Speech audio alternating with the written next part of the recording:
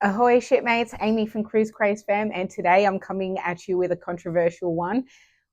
5 things I hated about Disney Cruise Lines. Let's get to it.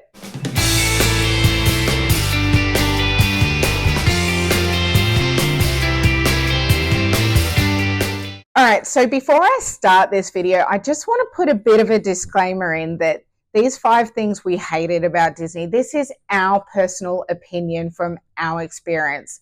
Your opinion and your experience could be completely different. So please do not take this 100% on.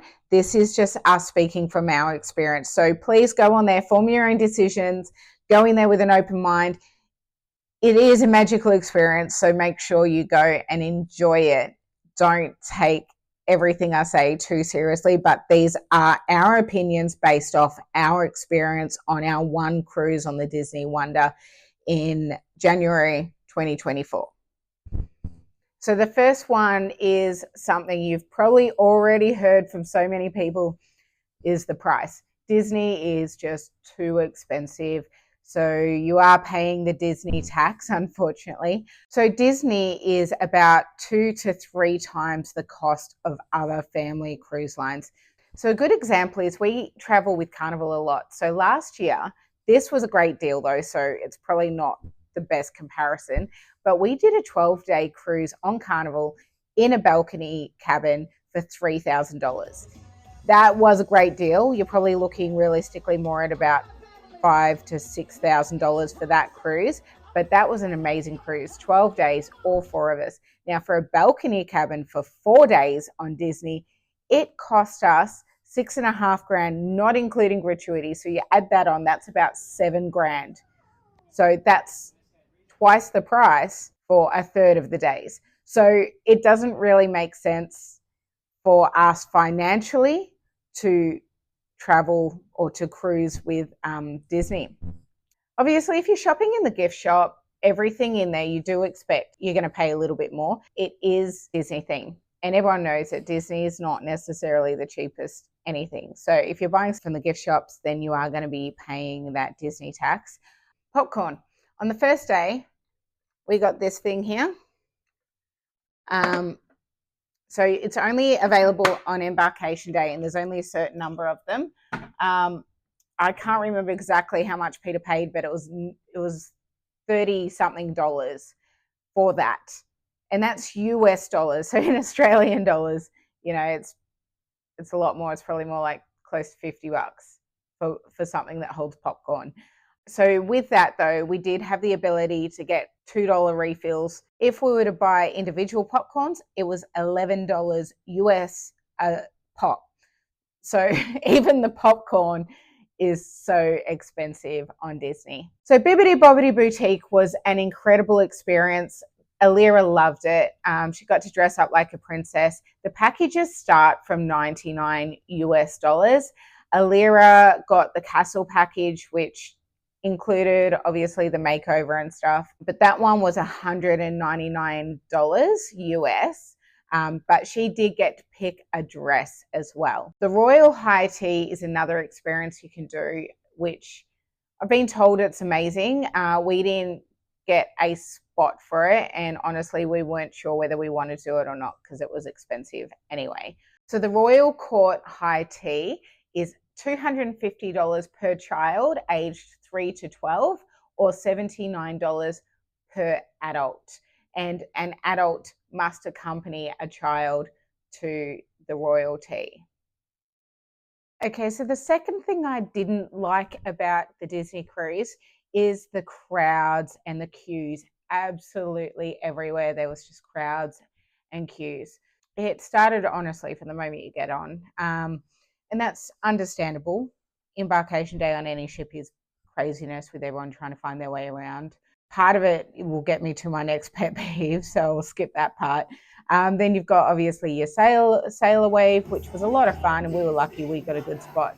That night we went to the theatre, and in their defense, we got lost and we went to the wrong end of the ship. We didn't know the different names of the theatres, so we went to the movie theatre instead of the theatre.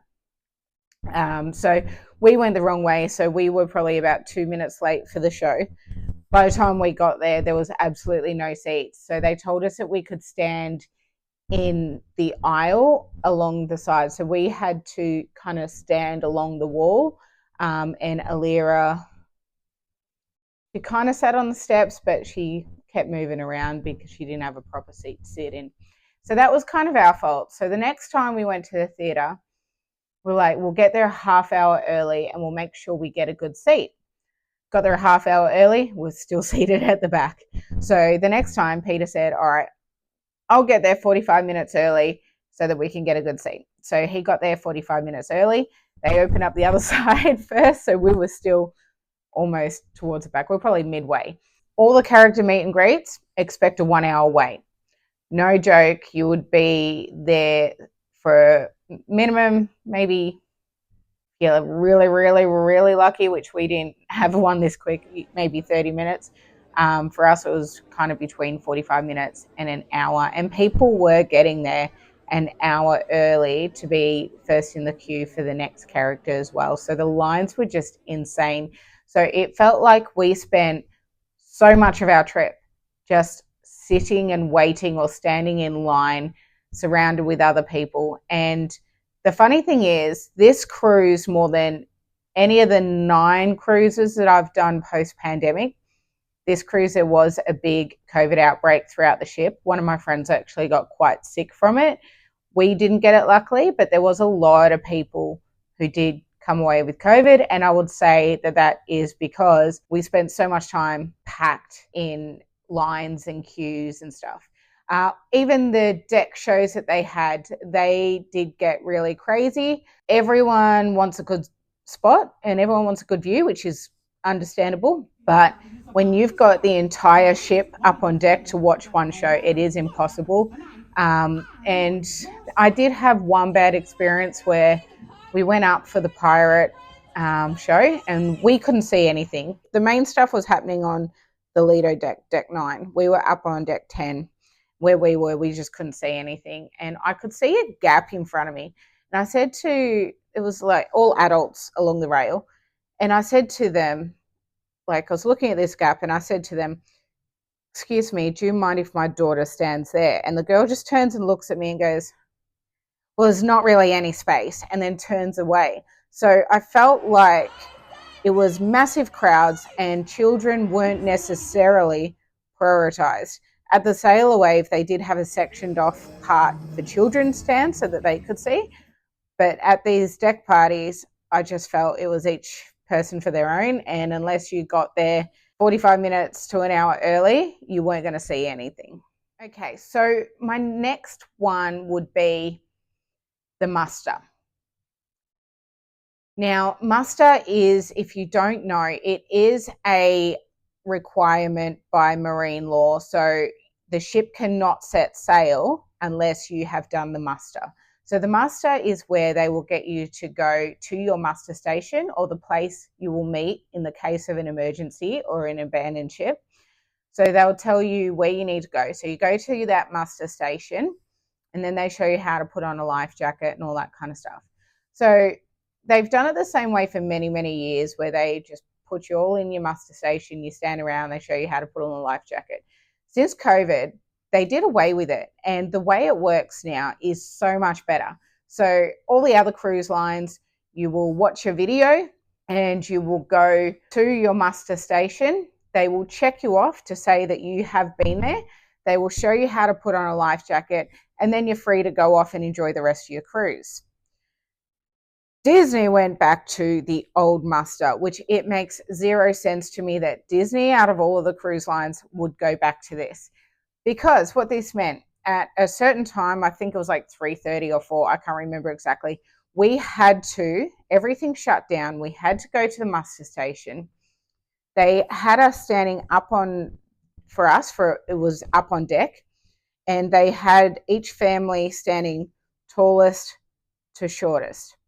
So it was my husband, it was me, it was Ty, and it was Alira. And then they would tell us to literally stand shoulder to shoulder with the people next to us. So with strangers we don't even know. So we had to cram in, stand as close to each other as we could. And we had to wait around for a half hour until absolutely everybody who belongs at that muster station is there. And then eventually they showed us how to put on the life jacket and we left. But what that meant is we spent 20, 30 minutes standing crammed with strangers up on deck with children, with my son with ADHD, and then a 4-year-old. So they're not going to stand still very well and they're not going to pay attention. So if anything, to me, this makes zero sense. The children weren't paying attention by the time they showed the life jackets, whereas when we do it with Carnival, for example, the kids are always there. They've just got on the ship. They're excited. They go to see how to do the life jacket. There's only about 5, 6, 7 of us, 10 at the most. So the kids actually interact with the staff a little bit. And so they're paying a lot more attention. So why would you make us all stand there for a half hour with these strangers before you show us how to do that? It just makes no sense. It doesn't help you to remember how you got there. I don't understand why they've gone back to this. And honestly, it really, really, really dampened my first day because we were exhausted, because we had arguing children who were upset and didn't want to be there. And I honestly think this played part in the COVID outbreak too, because you've got all these people crammed together for a half hour, then of course it's going to spread. And it was about the time we got home that everyone started getting it, which it was only a 4-day cruise. So it's quite likely that that muster was a massive super spreader for this outbreak. But Disney, you have to do better. Like, there's no reason for you to revert back to that. I don't get it. It doesn't make any sense. It doesn't work with children. And Disney is a children's cruise line. Sorry, I'm getting upset, but it really did ruin our first day. We were exhausted. We went to bed early that night, and it just really brought down the mood. You're getting on a Disney ship. You're supposed to be excited. And it was just stressful for no reason. Anyway, moving on. Number 4 would be, and this one's controversial. Remember, this is just my experience, but the food. We pay a premium for Disney. We'd heard rave reviews about the food, and unfortunately, it just was not our experience. Not saying necessarily the food was bad. There was some great food options, but some of the food I had just was not cooked well, and there wasn't necessarily a whole lot of flavor. So there's a lot of fun things they do, like the Disney waffles and stuff like that. And that stuff was good. It was fine. It tasted fine. Like, it wasn't anything to write home about, but it was cute. The meals I had that really kind of, it could have been so much better. So I had salmon, and the salmon was really dry and flaky and just overcooked, really overcooked. And then on one of the days I had slow cooked chicken. So slow cooked chicken, you expect it to be soft, falling apart. Instead, I needed a steak knife for it. Like, it wasn't nice. So even the prawn and lobster entree that I got, or in America that would be an appetizer. So I got that thinking, oh, that sounds fancy. And the lobster, let's just say they ticked the box of it being lobster. It was about the size of a 10-cent Australian piece, or like a quarter in US dollars. So it was very small. It ticked the box. It was technically lobster. So I guess, yeah. Don't even bother trying to order a pina colada. I don't know what that was. We ordered it. I don't know. It tasted like it had like yogurt and stuff in it. It just, honestly, it tasted horrible. So don't order that. So one night after the deck party, it was a deck show and then the deck party, I decided to get some pizza. And so I went there and I said, can I just have a pizza with no cheese? Because that's what I usually always do on Carnival. And they said, yeah, no worries, it's due to allergies. And I said, yeah, I can't have dairy. And she said, all right, just wait a minute. And then she had the chef come up, and the chef brought with him gluten-free pizza bases, and he bought some vegan cheese. So I appreciate the vegan cheese, But I said to him, I don't want a gluten-free base though. And he's like, oh, but there could be 2% dairy in the regular base. And I'm like, that's fine. I can have it. That's fine. I'm not anaphylactic. I don't want any more gluten-free, because they kept bringing me gluten-free stuff when gluten's not the issue. It's the dairy. And so he basically said to the girl, all right, write that down, that I was the one who was asking for the normal base rather than the dairy free one. So I understand why it's in place, but I think at the end of the day, I'm an adult, and if I say I can have that, then I should be able to have that. It shouldn't be so hard. So it took a half hour to get the pizza, which was just way too difficult, that I just didn't bother doing that again, because it's just more work than it's worth. For number 5, I don't have one specific thing that annoyed me. Instead, there was a few little pet peeves that kind of added up throughout the trip that I'm going to add in for number 5. So the first thing is that everything was booked up before we got a chance to book it. So you have to log in 75 days in advance to make your bookings for anything that you want to do. So the main ones that we wanted to do were the Royal Court High Tea and the Bibbidi Bobbidi Boutique. But by the time we logged on, they were all booked up. So the way it works, anyone who has previously cruised Disney do get priority. So they go on and they book first. And by the time the rest of us who have not booked Disney, so this was our first time, being their first time in Australia, by the time we logged on, nothing was available. It was all booked up. There was a lovely lady, Michelle, who offered me her spot. She's done Disney many, many times. Her son is getting a little bit big for the clothes now anyway. So she said to me, all right, let's tee it up. So on Facebook, we communicated, and then we organized to basically let each other know. So she's like, okay, I'm about to jump on now and cancel it. And then as soon as she canceled it, I was able to book it. So that's the only reason we got a Bibbidi Bobbidi Boutique appointment, because other than that, it was all booked up.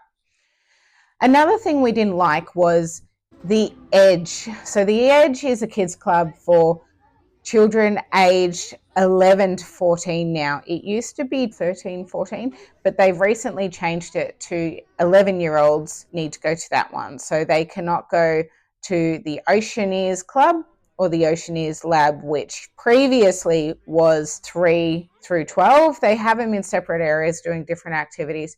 We went in there. It was very small. There wasn't a whole lot going on in there.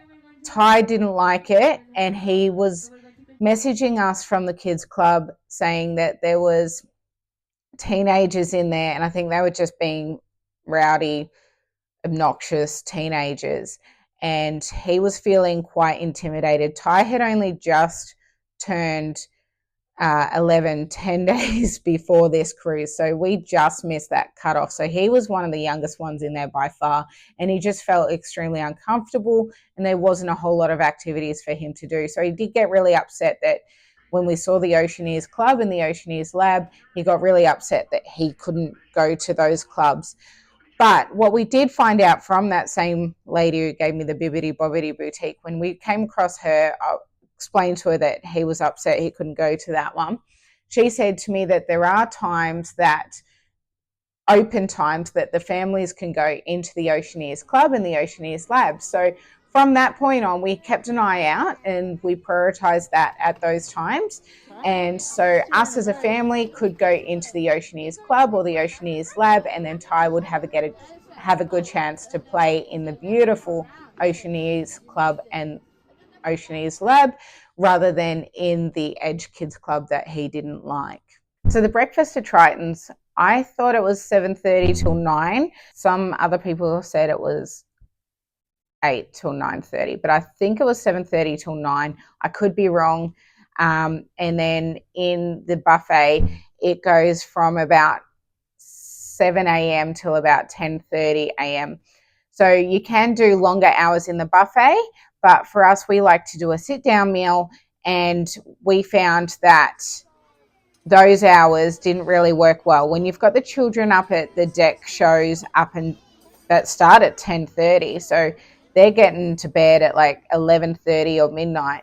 To get them up for breakfast in time is really, really difficult. So we had a lot of trouble getting the children up, and then we were also tired as well. So I just think on a cruise line that is aimed, not specifically, but they do have a large demographic of children, I just think they could cater it a little bit better to children, do something a little bit more like Carnival do, where they do a sea day brunch. So that way we don't have to worry about what time we get up. So we can sleep in a little bit. We can let the children sleep in a little bit. It just makes more sense to me. All right, so there's the 5 things that I hated about the Disney cruise. Now, hated is a very strong word, but I do think that some of these are within Disney's control. These could be changed. They're pretty easy to change. I understand it takes more hours and effort from the crew, but they have a very high percentage of crew to guests. So I do think that it's something they could do if they really wanted to. So they're just a few little things that I would like to see changed personally. But did it ruin our experience? The muster kind of did on the first day, but other than that, I wouldn't say it ruined our experience. We still had a great time. I am going to do a video to follow up on 5 things I loved about Disney cruises. So it's not all negative. There was a lot that we loved, but at the end of the day, we don't know if we're going to be booking another Disney cruise in a hurry. The cost factor versus what we got, we just don't find the value in it personally. It is different for everybody. That's just our personal opinion. So please don't take my opinions for gospel. Go and do it. Form your own decisions. Go in there with an open mind. Form your own decisions. But these are just 5 things that we personally did not like about Disney Cruise Lines. Thank you for watching. I appreciate you taking the time. Please hit the subscribe button, so then when I do the 5 things I love about Disney and when I do my Disney Wonder review, you'll be the first to be notified about it. And make sure you hit the like button, and we'll catch you in the next one. Thank you.